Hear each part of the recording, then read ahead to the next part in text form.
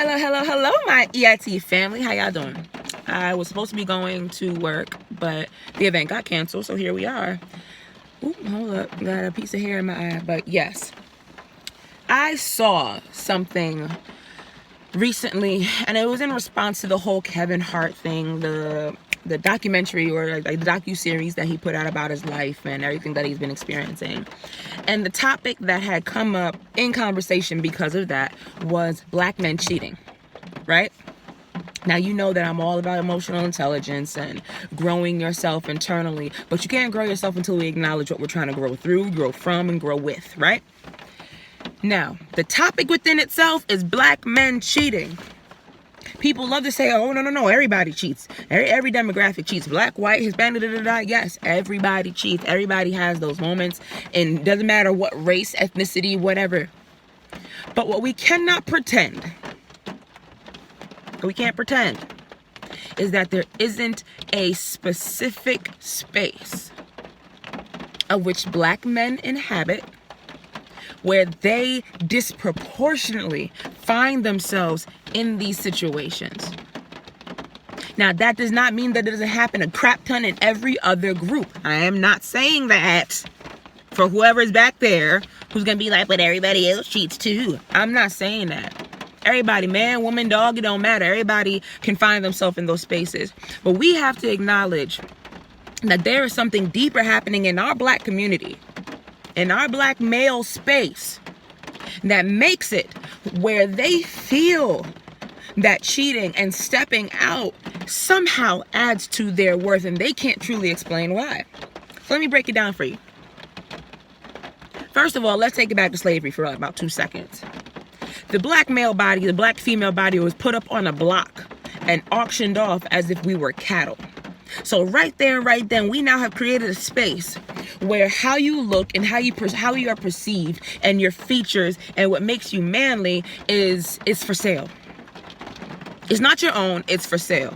That creates a disconnect within a person within themselves, simply because now they don't feel like they are for themselves. They feel like their appearance is based off of, not based off, but they feel that their appearance is only as worthy as the next person's, I guess, appreciation of them, right?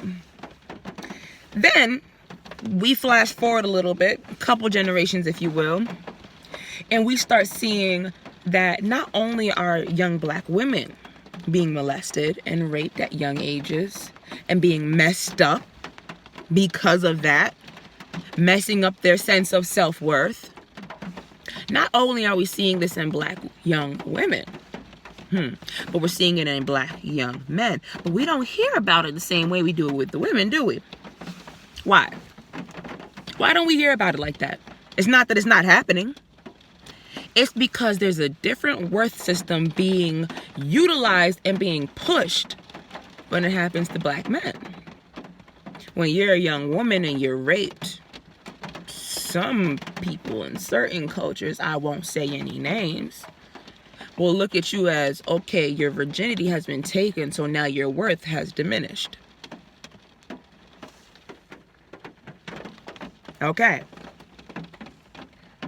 The trauma that comes from that adds into the pipeline for young black women who end up in the prison systems, because a lot of the triggers that send women into the prison systems tend to be sexual misconduct that has been forced upon them at a younger age.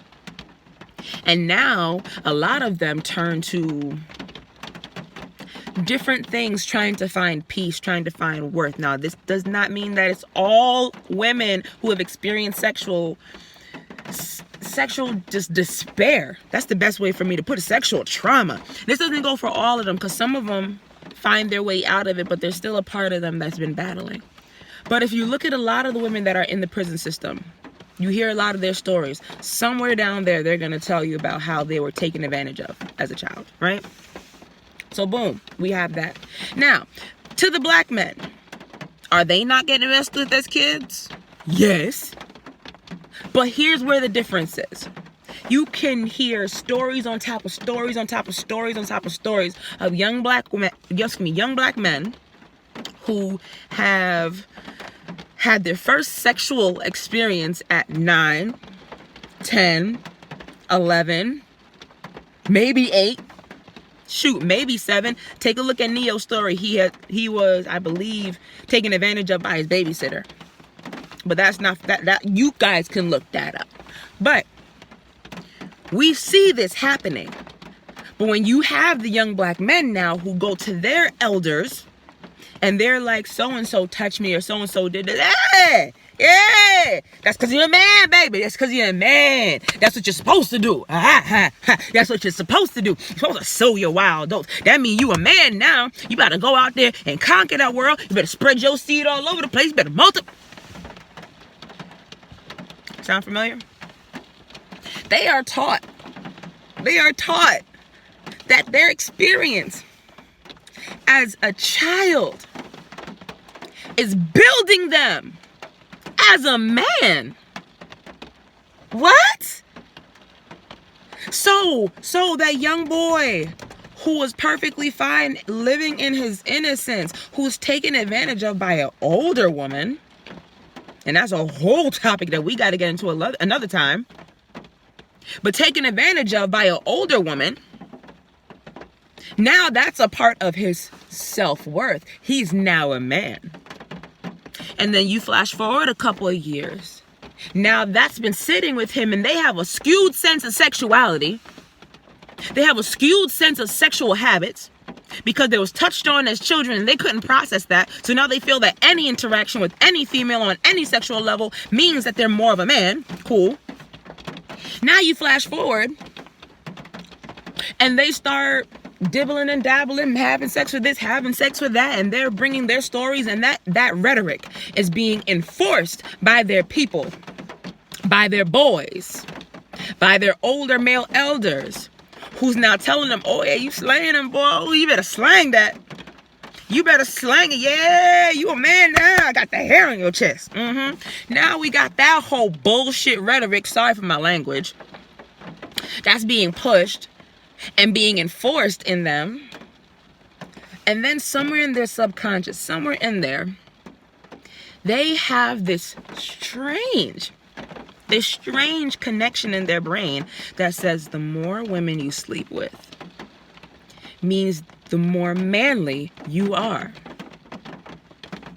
Simple. More women, the more you're a man. So what happens when you get into a committed relationship and there's only one woman?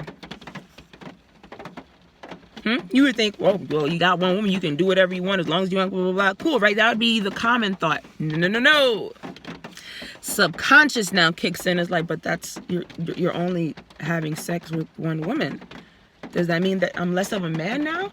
Does that mean that I'm not manly enough? No. You can't be less of a man, because the only way that you can be a man is if you're constantly conquering women, and if you're not conquering women, then I'm whatever. Bothersome, ain't it? Bothersome. So now you have young black men out there cheating up a storm, finding their self-worth in other women's vaginas. And when you ask them why, as a woman, we're sitting here like, we gave you everything. We gave you the shirt off our backs. We gave you our love, our intimacy, our hearts. We gave you our effort. Why? And they're sitting there, I don't know. They don't know. A lot of them genuinely can't answer you. Why? Why can't they answer you? Because they don't realize that the trauma, yeah, hear the word again, trauma, right? The trauma of being messed with at a young age. And then the people who are supposed to be leading you, guiding you, and building you, those older men that are supposed to be the role models in your life, they have no idea that the seed that was planted when they were little and watered by toxicity is rearing and growing its ugly head and bearing disgusting fruit now, and they have no clue why. That bothers me. That bothers me. Because the next story now The next thing you hear is, oh, black men ain't this and black men ain't that and y'all ain't shit and you and give me and give me. But no one wants to address the fact that there's trauma. I would love for anybody out there, get you a handful of black men. No, not even. Get you about 20 and ask them how young they were when they had their first sexual experience. The numbers will scare you. They will scare you. Now, get a handful of black women. Ask them how young they were when they had their first sexual experience. When you start hearing those crazy ages of 7, 8, 9, and 10, your heart gonna drop. Your stomach's gonna turn. You're gonna feel pain for them that you didn't even realize you could feel. Why don't we feel that for our black men? Why? Because on some level, we've been conditioned that this is what happens too. We got work to do. And if we are going to accost our black men and call them this and call them that and call them this and call them that, then we have to be ready when the names start coming at us, because there's trauma that is sitting deep in a lot of our black men that they don't even know is there. And they've been conditioned to feel like that is a part of their manhood. Just like there's women out there who are battling with infertility. And because they're battling with infertility, somewhere in their subconscious, they feel that they're less of a woman. Because we've been conditioned to feel that a part of being a woman is bearing a child. And if you can't, then you're less of a woman, ain't you? No. We got to stop this storyline. This ain't Love and Hip Hop. This is not a storyline for the masses. This is people's lives. And we have to address the real root cause of what is happening with our black men. We can't fix any type of trauma unless we can acknowledge where it's at. And we can't acknowledge where it's at until we realize that it's trauma. So again, I'm not going to take up too much of y'all time, because I can rant about this for days. But I will say this. Be kind to your black men. Hold them accountable. Hold them accountable. Just like you don't want to be held accountable, hold them accountable.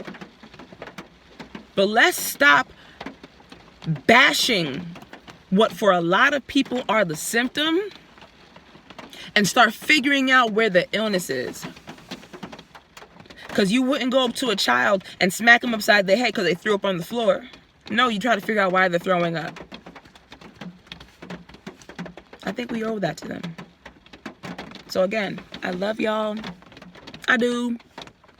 I love y'all so much. And remember, we got each other.